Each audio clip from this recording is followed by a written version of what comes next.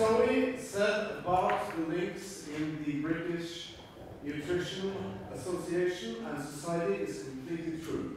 I went to a nutrition conference in London last year, and I've never been more disappointed in my life. It took me 20 minutes to realize I had no business there whatsoever. I was so sad. It felt like we in Scandinavia in some way are ahead of the UK. Is that correct? Yeah, I do think Scandinavia is leading the way on this.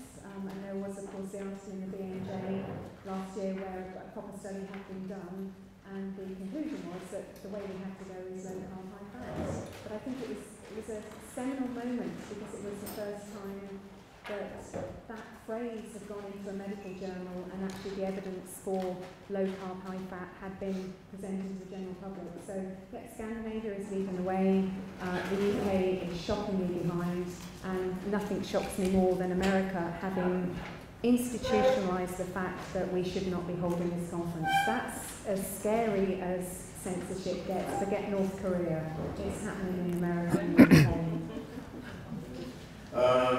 Speaking of the UK, and when we look at obesity and diabetes statistics in the industrialized world, the UK is doing surprisingly well. What's the number one mistake in the UK? Number one mistake in the UK is following its own dietary advice. If you actually try and look at the dietary advice in the UK, it's a web, it's like a spider's web. We have a chief medical officer, we have Public Health England, Public Health Wales, Public Health Scotland, we have the National Health Service, we have the Department of Health, and I haven't even mentioned, that's like the tip of the iceberg, that's like 1% of the bodies. And we then have other organisations, and we don't even know who is responsible for obesity in the UK. The only thing that those bodies have in common is that they all think that plate that I showed you this morning is role model healthy eating. So wherever the message is coming from, that's the one bit of consistency, and that's why we're fat and sick, quite simply. And you are a lady that enjoys crushing numbers. The Scandinavian countries are not, we have been leading the way in the low carb, high fat movement for 10 years almost, but when it comes to obesity and diabetes type 2, we are catching up quite fast, aren't we? You have looked into some of the numbers for Europe.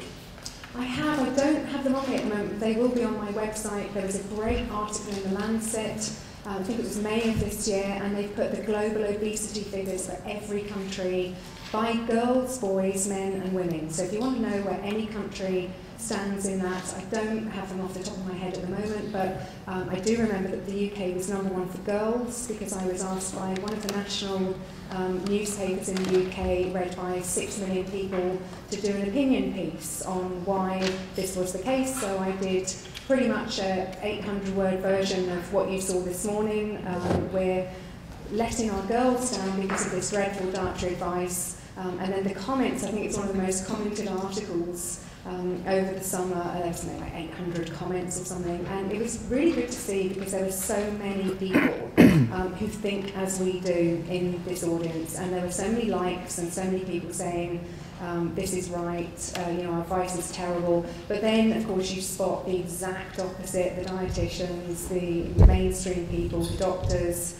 People will die if they follow this advice. You know, this person needs to be put in prison, and all the rest of it. And we just have this polarisation the whole time. We are at such extreme positions at the moment. And I guess it's why, when I ask the first question, what should we be eating, I just want to get the real food bit in there. Because if we just agree on real food, and no matter how bad or dumb public health advisors are, you know, please, you cannot be serious. You can't agree with me on the real, agree with us, it's not just me, on the real versus processed food. Let's get that one in the bag. Then we can have the next debate. We're not even at that yet. When you've got Coca-Cola on the role model healthy eating plate, you know, let's just get the real food. It knocks out all the cereals, all the processed food, all the it would make such a difference. Let's just get there, and then we'll have the low carb, high fat debate. The debate about the number of carbohydrates per day, etc. I think a lot of people here are very familiar with those discussions, but keeping our eyes on our allies. Who's pushing things in the right direction? It's not the medical industry. It's not the nutritionists. Where is it coming from? We were very happy to have Malcolm Kendrick here in 2008, actually. So we know, of course, of his work, but you have mentioned 4 or 5 names. Yeah. Where is the grassroots movement? Here's the grassroots movement of Norway. Yeah. How is the grassroots movement in the UK? Yeah, the grassroots movement in the UK is good. And I often say I don't think public health advisors will change dietary guidelines, certainly not in the next 10 years, maybe not in the next 20, maybe not even in my lifetime. But I think this will come from a bottom-up revolution. And we could terminate the processed food industry overnight if we just got every individual on the planet eating real food. And that's what we're trying to do. We're just trying to get people on board. So if you follow me on Twitter, I just tweeted Zoe Harcum. Watch the people that I follow, there are not so many, and see the people I'm interacting with. So it's Sam Feltham, Dr. John Briffa, Malcolm Kendrick has just joined Twitter. There's a guy called Asheem Malhotra, a doctor, he's a cardiologist, and he is really going to make a difference in the UK. He phoned me a couple of years ago, having read my obesity book, which says a lot of that stuff from this morning. And he just said, this is against everything I have just learned in medical school, but it makes so much sense. And he was angry, you know, like we all were when we first discovered that we've been lied to. And he, sorry I've moved this away, he has now become almost the poster boy for the real food, fat is not bad, sugar is the enemy. He's become the poster boy for that movement in the UK. And it's then encouraging other doctors to question what they were taught.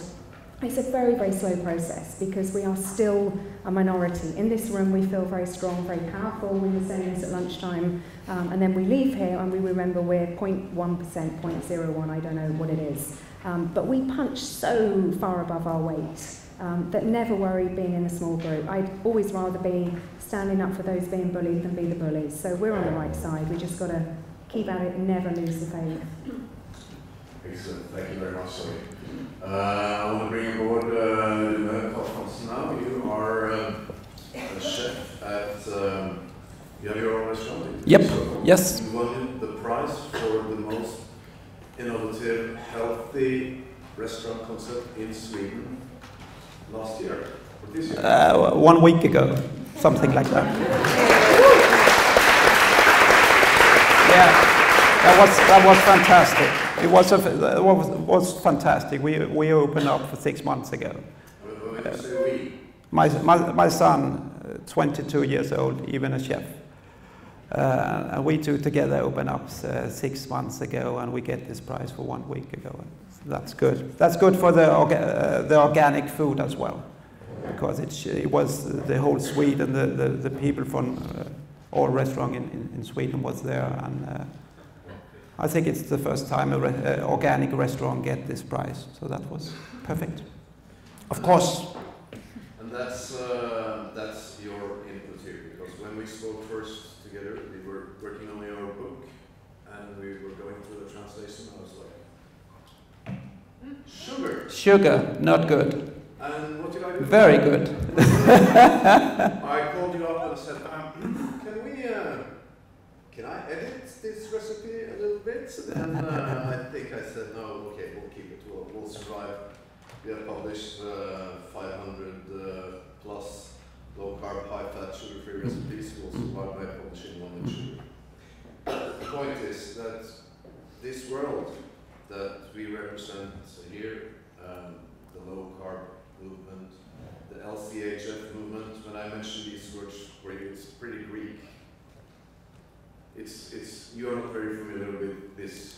I'm not so familiar with it. No, I don't know what to really to say it nicely. But I'm not so. I do not know so much about it. I can say I'm not. I feel you can tell me if it's wrong. That is a little like a diet.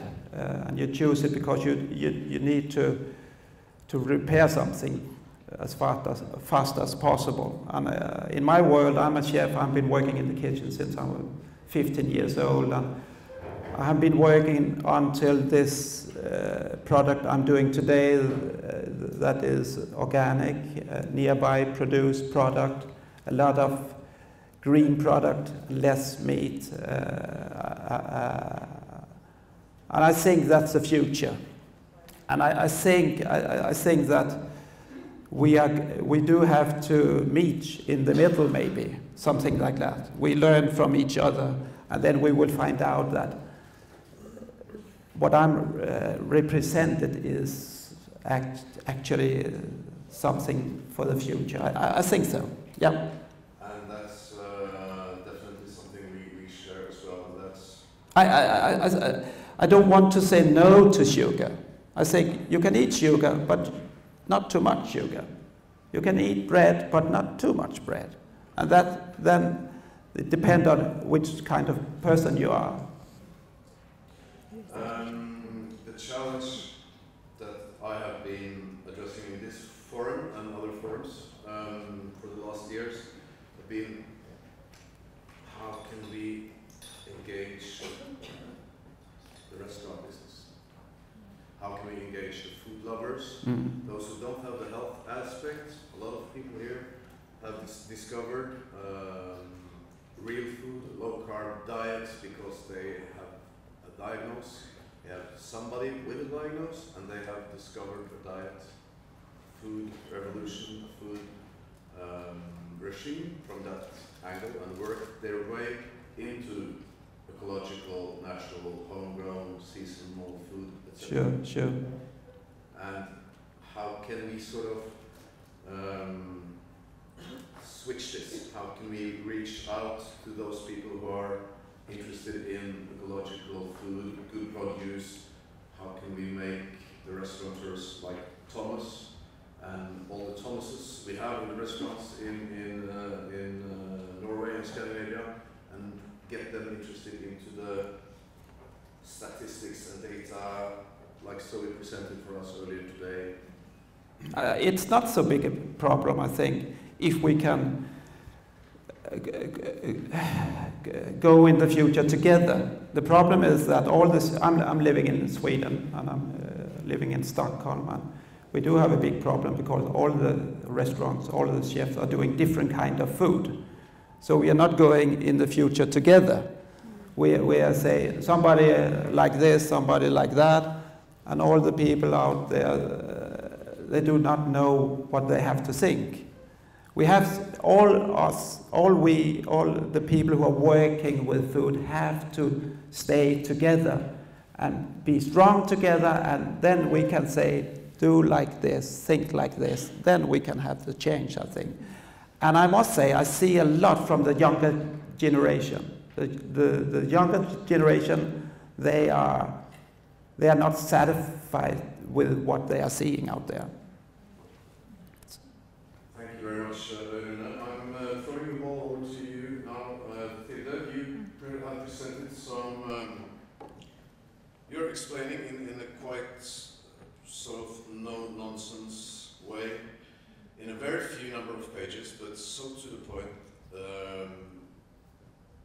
the difficulties with both dietary proteins and lactose, and also with gluten in your latest book. The search for knowledge here when it comes to food, diets, etc. It seems endless.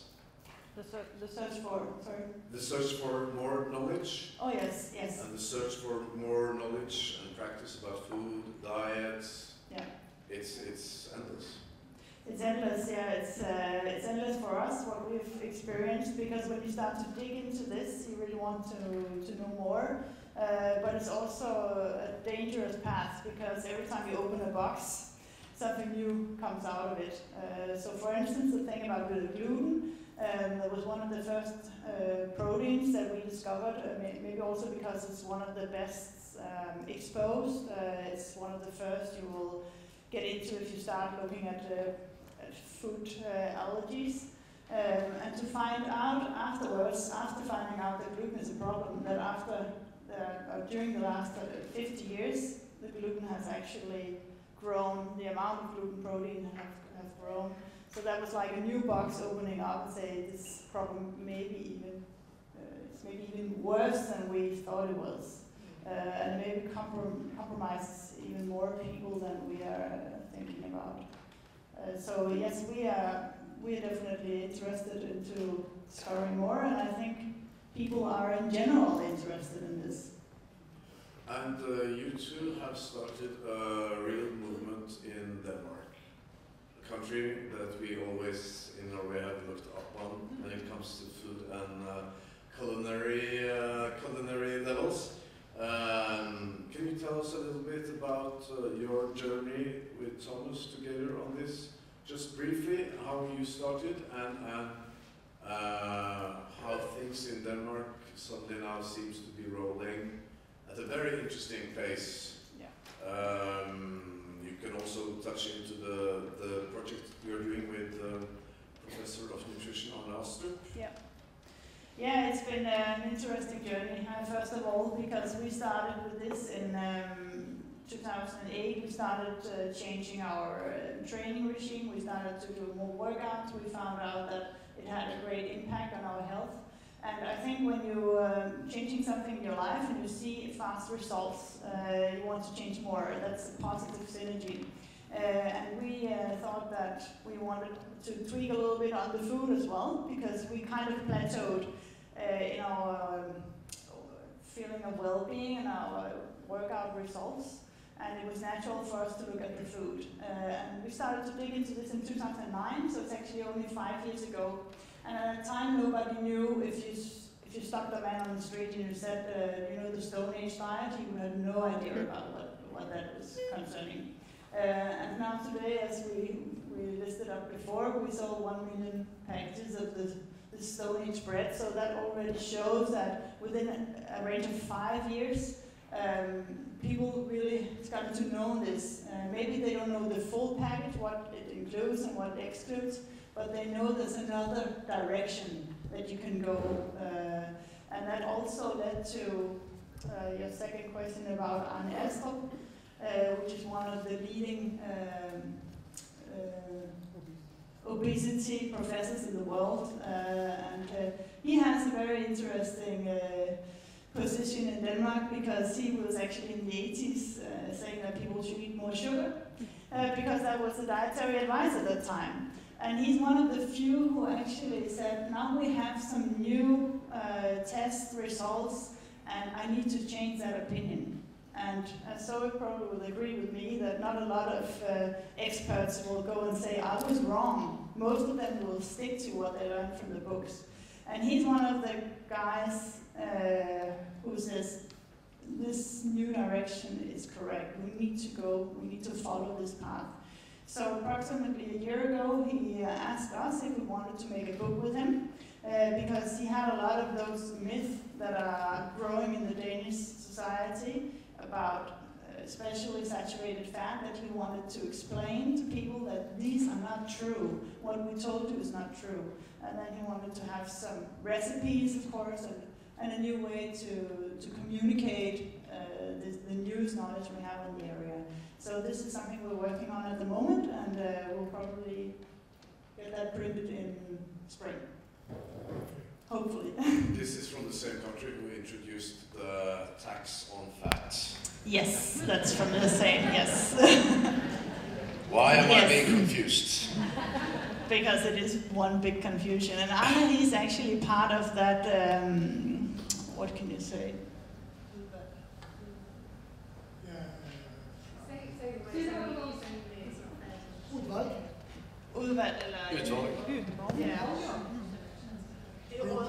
That group of people who's deciding about the dietary advices. And when he tells about how many conflicts they have, because there's a big part of the group who says we need to stick what we have said the last 20 years. We cannot go and say to people we were wrong. And he's saying we would like to change that because we can't continue bluffing. We can't continue telling people a lie. Sooner or later they will find out. So we can really see there's a big change going on, and there's a big struggle, and there's like, you have one side, you have the other side, just as you say there is in the UK. So we are experiencing exactly the same in Denmark. But just so people know who we are talking about here, Arne Astrup is the equivalent of Stefan Røsner in Sweden and Christian Drevon in Norway. He's as big as it gets. Big, yeah. How is the response from the Danish nutritionists? Are they confused as well, or? I think they are, because they like to sit on the place they've been sitting on for the last 20 years. So they say, oh, he's jumping from one side to the other. He's always changing his mind. But I think that's how it is to be part of investing the future and to evolution. I mean, if you're a scientist, you need to be ready to change. Thomas, real food, low carb, high fat, paleo, natural food, GI. Are we making people insane? Totally unnecessary, or? I don't know. It's. I think, like with the interview we did with the television earlier today, I think it's very. We have to focus very seriously on not to confuse people. We have to find some way to explain them how these things is done properly without frightening them or making them very confused. And that's what's happening at the moment. We have an industry that wants to create something, then we have a press on the other side, and it seems like they use each other in making in their way of making money, and they only leave the public very confused in the middle, which costs us resources and money that we cannot afford, not even in Scandinavia, not even in Norway, in Sweden or Denmark. Although these are very countries that are well off, but we cannot afford to continue like this. We need to find a way that is possible to, as I told before, to raise the general health. That has to be the goal. And that is sort of the $1 billion question, is where to begin. I think Zoe is very right. You have to focus on, that's what we're focusing on as well in Denmark, not as much paleo, stone age, blah blah blah, to get people to eat proper food, real food made out of real raw material. So I asked a very good colleague of ours. No, he's not a colleague because he's an expert. We're not experts. We are very happy amateurs. And I asked him, what if everybody in Denmark started to eat real food made out of real vegetables, fish, and meat? How much money would we save on the health budget? And he said, at least half. We'll cut it in half just by getting people to eat proper food. And that's not taking the bread out of the mouth of anybody, because it's just a question of rethinking how we make money, how we make growth. And I mean, it's whether you make, if you're a farmer and it's not sustainable to farm wheat. I mean, if you're a farmer, I suppose you love farming the country. And I mean, if it's beets, if it's carrots, or if it's wheat, it shouldn't matter. If it creates something, if it creates economy and it creates health, then maybe you should get people to focus on producing something that is good for people. And then I want to throw the ball back to you, Rune. It seems like you want to I throw just it want back to say yourself. that we have built a bad system producing bad food. And now we have to rebuild the system. And that's a big problem. That's a big work we have in front of us. And what you said, now we have to be strong. We think we are big, but we are nothing. We are just so small. And if we want to change, we have to really to do a big effort, because it quite a lot of work left. But still, there is something in the air. You are winning the prize for the most innovative, healthy The restaurant. last year in Sweden has been fantastic. Yeah. And the big food industry is phoning us right now. They want me to come out and talk about organic, near-produced product. Everybody wants it. It's the future. And in Denmark, approximately 20% of fruit and vegetables being sold are organic. Actually, I don't know, but I know that the It's a lot higher than in Norway. I can tell it's you. higher. It's a lot higher. Biodynamic is very good, and the increasing interest of holistic way of doing things is increasing from day to day, which is very good. And especially also some of the supermarkets said we need to change what we offer the public. We need to also the organic thing, the biodynamic thing, and the regional stuff. They want another X factor. They don't want multinational brands to fill up the shelves in the supermarket. They want regional stuff. They want healthy stuff. They want stuff that people can both live on, both in terms of health, but also in terms of economics. So things is growing. And things we will hear about later also with Anders and the Bacon King telling us about the local farms here in this district that we can visit, because this is some of the last question for me. The sort of thing here is to look at raising the proudness of the farmer. It's been neglected in the 80s because of the rise of garbage food. Now suddenly people are looking at the farmer with completely new eyes. And that's happening in all three countries, and I hope in the United Kingdom as well. I was just going to share the thing that made the biggest difference for the farmer in the UK. Have you heard of the horse meat scandal?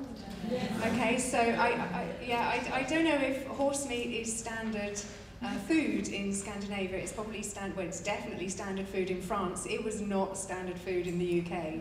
So when the UK heard that horse meat had found its way into packaged food and curries and all these other foods from their supermarket, I can't even describe how angry and outraged and disgusted the UK was that what was in their food was actually not what they thought was in their food. And then it kind of opened up that, well guys, horse meat was actually the best part of that curry. There was sugar in there were vegetable oils in there was maltodextrin, there were starches, there were rust, and suddenly people started reading labels. So I went to the butcher that we know by name, he's one of our friends. And we went about a week after this horse meat scandal broke, and then the best thing was it just kept going. So first of all it was Tesco. Well, that's not a great supermarket, so it was Tesco, then it was, I don't know, Sainsbury's, and then it was Marks and Spencer, which is, Marks and Spencer got horse meat in their curries, and it was like, we can't trust anyone anymore, but we can trust the butcher. And the butcher, they were queuing out the door. Because the guy would just show you the cut in front of you and say that's from a lamb and that's from a goat and that's from a pig and that's what you get, and it's been sustained, and that's the lovely thing. We had a programme in the UK a couple of weeks ago, very well-known TV doctor saying, should I eat red meat? And it was quite balanced, but there was this still whole, somebody said if you eat red meat you're going to die from heart disease kind of thing. So it did knock the farmer back again a little bit, but they bounced straight back because that horse meat thing has not gone out of people's minds. And I don't know if it ever will. So, praise the Lord for horses, that's all I'm saying.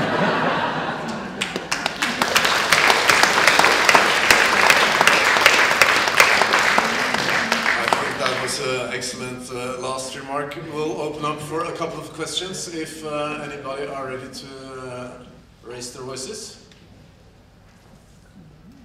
How many percentages of fat, protein and carbohydrates do you think is optimal? And how many percentages of fat was there in the Stone Age diet?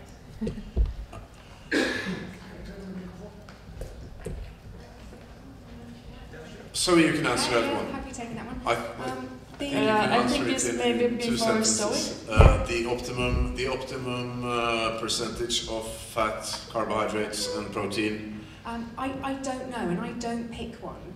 I really do start from the premise of just eat food, and it will be what it will be. And eat the food to get the nutrients that you need, and then you need to eat steak with fat on, and liver, and sardines, and all the rest of it. And then out at the end, we'll pop something that will be mostly fat and protein and will have some carbohydrate, but the exact balance of which I don't know. I don't want us to get any more obsessed about carbs than we did about calories. I just want us eating food, enjoying it, getting on with our lives, get it back to being fuel. What did we eat in the paleo one? I think one of the references has got the Gowlet paper on it. If not, contact me through Jan and I can make it available. There's a brilliant paper which just summarises the whole thing. It's called What Exactly Was the Stone Age Diet? And it talks about the Paleolithic period. When did fire come in? Because of course all these starches we couldn't actually digest until fire came on board. So, you know, it goes through until the Ice Age, 30,000 years. It's only 10,000 years that we've had the dairy and the grains. So, you know, that's where we are now. So I don't know if it helps. I can't give you the numbers because I just don't think there are any. I see people drinking coconut oil and like, oh, then my fat content. Well, go and look on that nutrition data for the nutritional content of coconut oil, because it's rubbish. I mean, there's like some vitamin E and some vitamin K. That's not what you're getting coconut oil for. You know, you might be into the medium chain triglycerides and all that kind of thing. That's a different angle. You're not having coconut oil because of the vitamins and minerals, because it just isn't bringing anything to the table. So you start making bad decisions if you start just trying to have fat for the sake of having fat. You know, just eat food for the sake of having food, and it will end up what it ends up. But do you think it's your diet is coming out at 70% of fat, or is it like 50, or do you have any idea? I absolutely have no idea. Can I guess that it's over 50%? Can we conclude? Guess whatever you want. Honestly, I was a gold medal calorie counter, like most women, I guess, in teens and 20s. You know, I could tell you the calorie content of every food on the planet. Part of my interest in obesity was not only to understand the paradox of wanting to be slim but the whole world not being, it was to escape being addicted to sugar, which I was, and probably people will be in this audience, and to escape that whole obsession of what am I eating and am I eating the right thing or whatever. You know, I'm actually pretty chilled about what I eat. It really is fuel. I'm enjoying my life. I'm doing a PhD. We're running 2 companies. There's just the 2 of us doing all that we do. You know, we stop every now and again to put petrol in the tank, and then we just get on doing the fun things. If food is the main thing in your life and you're not a chef, I think you're doing something wrong. Because it should just be what you need to do what you actually want to do. But if you're a chef, it's completely different. It is your whole life. It is what it is. Thank you. I think we have time for one last question, and then we will round off this panel. Yes, I like that. You mentioned liver as a very healthy food. Is it important that the liver comes from grass-fed beef? Grass-fed cows, or doesn't it matter? That's a really good question. I do think the optimal. The optimal nutrition that you can get absolutely is from a pasture-fed animal. It's not only eating the grass outside; it's living outside. It's getting sunshine outside. You know, that whole latitude, vitamin D correlation. You know, imagine the impact of every cow, every animal in the southern parts nearer the equator also having all the sunshine, all the nutrients, versus the ruminants up in Finland. You know, I didn't even factor that in. There's so much that could explain that latitude finding. So yes, grass-fed, pasture-fed. Then you get to the, if you can't get that, you're living in a city or you're going out for dinner and you don't know where it's come from, are you better off eating any meat than the pasta dish? Yes. Are you better off eating any liver dish than probably even the steak dish? Yes. It's then on a spectrum. There's super optimal, and then there's, I don't know, McDonald's isn't even the worst because there is actually some meat in there. It's got to be Coca-Cola, which is just pure empty chemicals, brain-changing sweeteners and sugar. But then other things on the spectrum. Be as good as you can be, and just don't go anywhere near that end. It's just too horrible. I think that's a nice. Okay, Thomas. And maybe focus. I don't know how the large amount of organic stuff, the availability of organic meat in Norway is. But I mean, in Denmark, it's increasing dramatically at the moment. So getting if you can get them pastured, grass-fed, then at least get them organic, because then you would avoid a large amount of all the antibiotics and the medicine. We tasted some very fresh deer liver recently, 3 hours old, and we could eat it raw, and it was toasty. I don't like liver myself, neither from veal or from pork, but this was so pure, it was so clean, it was delicious, even raw. So yeah, I think I would avoid the liver from conventional pig production and veal production, at least in Denmark. I don't know how it is here. Interesting. I'd just like to round off the liver discussion with telling that I made your veal liver recipe from your first book in a hyttetur, and it worked out very well actually. It was very nice. Okay, we are rounding off this panel. Thank you so much, Zoe, Thomas and Tilde.